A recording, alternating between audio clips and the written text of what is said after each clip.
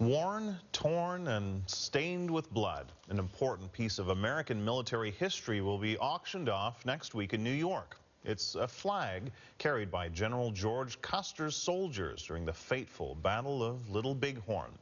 As the CBC's Brian Labby reports, history buffs have a Canadian to thank for shining a light on the flag's storied past.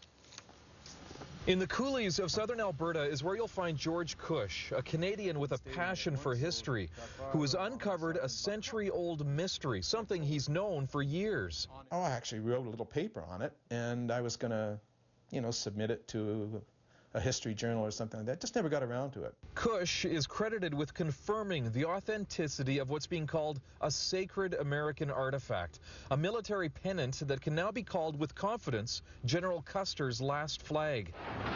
The tattered and blood-stained relic was retrieved from a dead U.S. soldier who had stuffed it in his shirt after the Battle of the Little Bighorn in 1876, an epic clash that saw hundreds of U.S. soldiers die at the hands of Native Americans. There was no horse found anywhere near the body. Kush reads from a letter from an American soldier who helped bury the dead. Samuel Alcott eventually moved to Canada and retired in Toronto. He described how the flag was found with the soldier.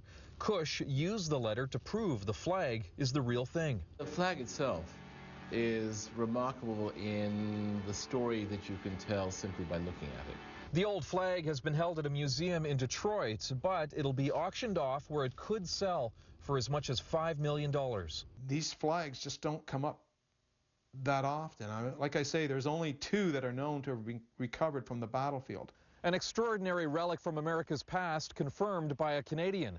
Just how valuable? We'll find out next week when Custer's flag is auctioned off in New York.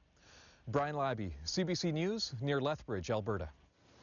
Now, the Battle of Little Bighorn, or you may know it as Custer's Last Stand, is one of the United States' most famous military actions. It took place in eastern Montana over 2 days in 1876.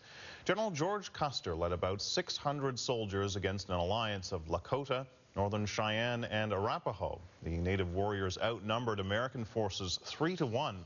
270 of Custer's men were killed, including the general himself, and as many as 130 Native Americans also died.